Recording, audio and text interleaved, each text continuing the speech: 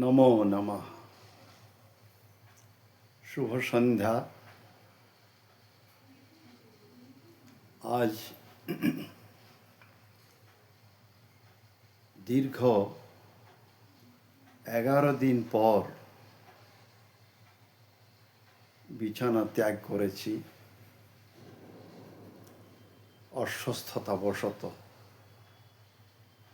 সম্পূর্ণ শারদীয় দুর্গোৎসবে অসুস্থতায় ছিলাম, তাই যথাসময়ে সমুপস্থিত হতে পারিনি। সম্প্রতি স্বরচিত একটি কবিতা নিয়ে বন্ধুবৃন্দের সান্নিধ্যে সমুপস্থিত হয়েছে। কবিতার নাম হল জীবন্ত ক্ষণিকের।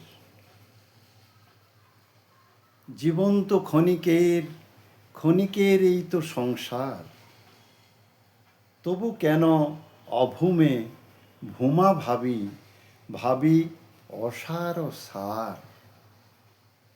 পিপীলিকা যেমন হয় অনন্য মন, ধায় অনলের দীপ্ত সভায়, নিঃশেষে প্রাণ করি সে যে দান, শেষে তো কেবলই ভস্ম ভায়। তেমনি নৃকুল স্বরূপ ভুলিয়া অরূপে নিত্য করে গো রমন, অসুখে নিত্য সুখের লাগিয়া হারায় যে গো তনু মন ধন। ভুবি অল্প কভু হয় না বহু, বিভু বিনা সব অল্প অল্প, আদি মধ্যাবসানে স্বয়ং যিনি, কেমনে হয় সে বহুর বিকল্প। তাই রে চিত্ত চিত্ত মন্থনে অপাকৃত কর অল্প অসুখ, বিভু বিহনে ভুবি কিছু নাই, যাহের নয়নে সকলই বিসুখ। এই ছিল কবিতা। কবিতার সারমর্ম হলো এই, সত্যি তো এই জীবন আত্যন্তিক ক্ষণিকের। জলের প্রবাহ যে রূপ, তার থেকেও সূক্ষ্মতম ক্ষণিকতা। জল যেভাবে তার নিজের গতিকে রোধ না করে প্রবাহিত নিম্ন দিকে প্রবাহিত হয়ে যায় তীব্র গতিতে, তার স্থিরতা উপলব্ধি করা সম্ভব নয়। ঠিক সেই রকমভাবে এই জীবনও, জীবনের যে স্থিরতা, তার যে অবস্থান কতক্ষণ, অত্যন্ত সূক্ষ্মরূপে কিয়ৎকাল হতে পারে, আবার কয়েক পক্ষ হতে পারে, কয়েক মাস হতে পারে, কয়েক বৎসর হতে পারে। এইভাবে আমরা যা আয়ু লাভ করেছি, বোঝা সম্ভব নয় কার কখন কি পরিস্থিতি আসে। তাই বলা হয়েছে জীবন্ত ক্ষণিকের। আর এই সংসার, যে সংসারে আমরা রয়েছি, বিরাজ করছি, এই সংসারও আত্যন্তিক ক্ষণিকের বস্তুত।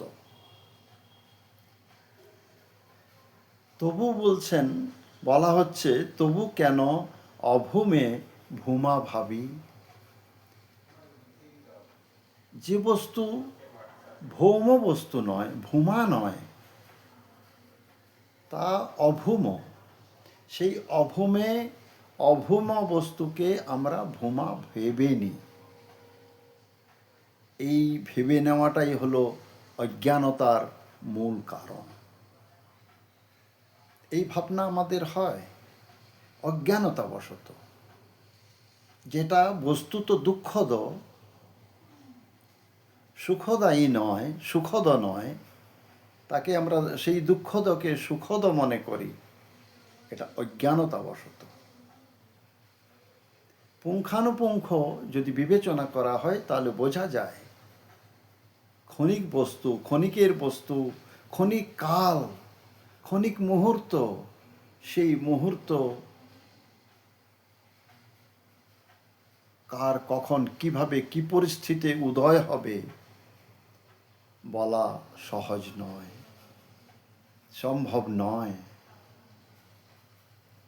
আমরা তো অসার বস্তু, সংসারে কোন বস্তু একমাত্র ভগবত তত্ত্ব, ভগবান ছাড়া, ঈশ্বর ছাড়া, ব্রহ্ম ছাড়া, পরমাত্মা ছাড়া কোন বস্তু শাশ্বত, কোন বস্তু সনাতন, কোন বস্তু প্রকৃত সার বস্তু?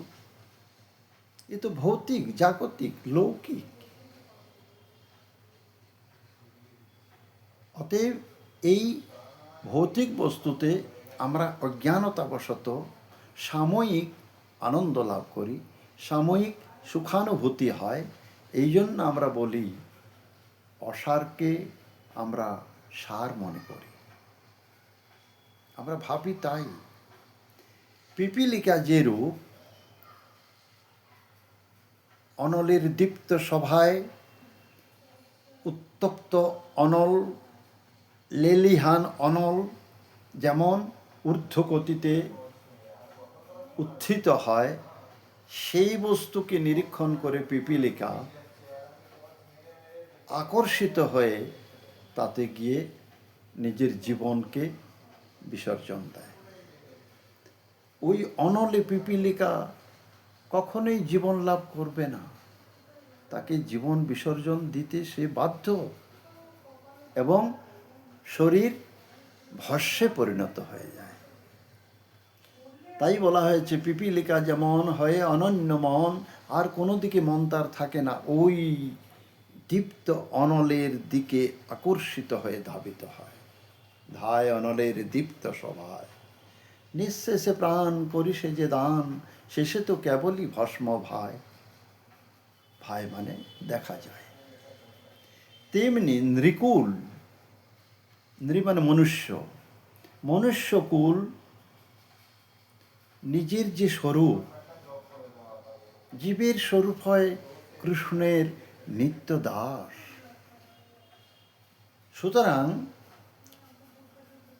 মানব তার স্বরূপকে ভুলে গিয়ে প্রকৃত রূপে নয় অরূপে নিত্য করে গো রমণ। স্বরূপ ভুলে গিয়ে অরূপে নিত্য রমণ করে, নিত্য গমন করে। এই সমস্ত ভগবান ছাড়া, ব্রহ্ম পরমাত্মা ভিন্ন যা কিছু সংসারে আছে সমস্তই কিন্তু অসুখ, অসুখের বস্তু। আমরা সুখের মনে করে তাতে লালায়িত হয়ে ধাবিত হই, মগ্ন হই, তন মন ধন দিয়ে তার লোভে লালায়িত হয়ে ধাবিত হই। বস্তুত অসুখই আমাদের প্রাপ্য হয়, সুখ প্রাপ্য হয় না। ভুবি অল্প কভু হয় না বহু। এই সমস্ত যা কিছু দৃশ্যমান জগতে দৃষ্টিগোচর হয় সমস্তই বস্তুত অল্প বস্তু। অল্প বস্তু বলা হচ্ছে কেন? ক্ষণিকের, সেই জন্য অল্প, এটা বহু নয়। বহু একমাত্র ভূমা বস্তু, সেই ভূমা বস্তুই হলো বহু। বিভু বিনা সব অল্প অল্প, সব অল্প অল্প।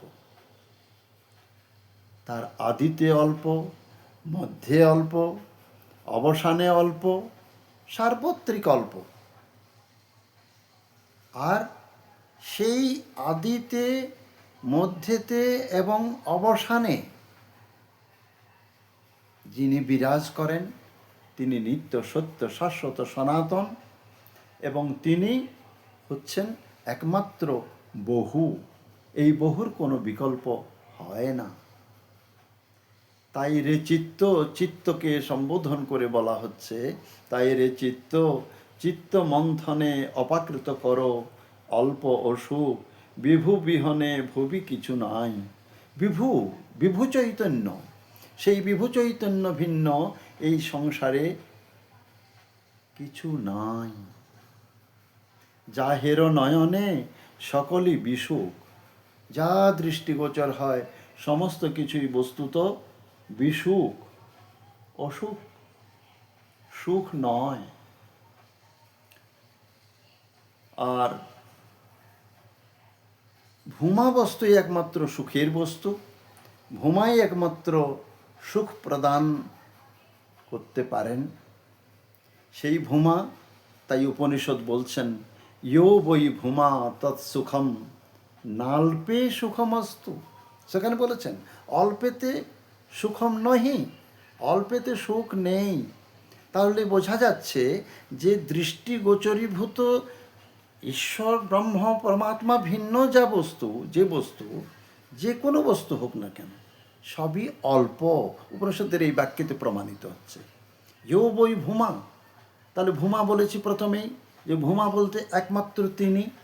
ইয়ো বৈ ভূমা তৎসুখম, সেখানেই একমাত্র প্রকৃত সুখ। ইয়ো বৈ ভূমা তৎসুখম না ন অল্পে নাল্পে সুখম অস্তি, অল্পেতে সুখ নেই। তদিতর ভূমেতর, যে সমস্ত বস্তু সামগ্রী সেই সমস্ত হলো অল্প, এই অল্পেতে সুখ নেই। আর তাকে ভূমা বলা হচ্ছে শ্রীমদ্ ভাগবতে প্রথম স্কন্ধের 2য় অধ্যায়ে। সেই ভূমা যিনি, ভূমা মানে ভগবান। 2য় অধ্যায়ে শ্রীমদ্ ভাগবতের প্রথম স্কন্ধের 2য় অধ্যায়ে বলছেন,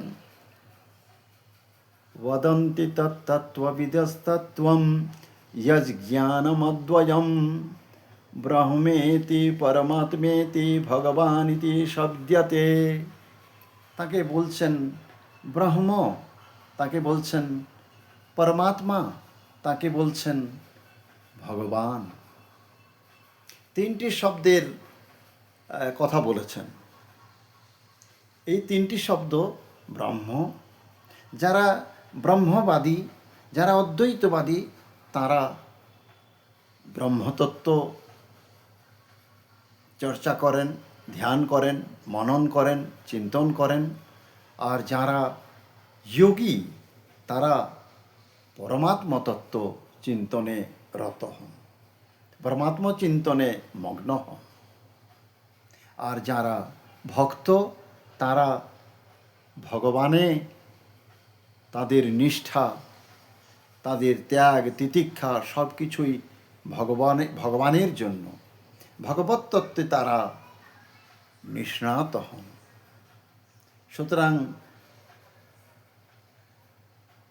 আর এই ব্রহ্ম বললে যাকে উপলব্ধি করা হয়, সেখানে নির্গুণ নিরাকার ব্রহ্মের কথা বলা হয়েছে। কিন্তু সগুণ ভগবান বললে সেখানে সগুণ সাকার ব্রহ্মের, সগুণ সাকার ঈশ্বরের কথা বলা হয়, বোঝা হয়। শ্রীচৈতন্য চরিতামৃতে শ্রীল কৃষ্ণদাস গোস্বামী প্রভুপাদ বলছেন, যে নাম সেই কৃষ্ণ ভজনিষ্ঠা করি, নামের সহিতে আছেন আপনি শ্রীহরি। যে নাম সেই কৃষ্ণ, আপনি ব্রহ্ম বলুন, পরমাত্মা বলুন, ভগবান বলুন, যাই বলুন না কেন, যে শব্দই উচ্চারণ করুন না কেন, যে শব্দের মাধ্যমে আপনি সেই তত্ত্বকে অনুধাবন করুন না কেন, সেখানে এটাই বলছেন, যে নাম সেই কৃষ্ণ ভজ নিষ্ঠা করি, নামের সহিত আছেন আপনি শ্রীহরি। শ্রীহরি সেই নামে আছেন, তাই বলছেন নাম নামই অভেদ তত্ত্ব, ভেদ তত্ত্ব নয়, নাম নামই অভেদ। যাই হোক, এই সব তত্ত্ব বিশ্লেষণ করতে গেলে যথেষ্ট সময়ের প্রয়োজন। সংস্কৃত বিশাল, সুগম্ভীর, সুবিশাল, সুবিস্তৃতি তার মধ্যে রয়েছে। সুতরাং তাকে সংকীর্ণ দৃষ্টিতে ভাবলে দেখলে বুঝলে তো চলে না। তাতে শাস্ত্রে এক একটি শব্দ নিয়ে প্রচুর বক্তব্য, প্রচুর তাত্ত্বিক বিশ্লেষণ সম্ভব হয়। এই সীমিত সময়ের মধ্যে তা সম্ভব নয়। আজকের মতো আমি বিরাম দিলাম। সকলেই ভালো থাকুন। নতুন যারা তারা সাবস্ক্রাইব করবেন। নমো নমঃ।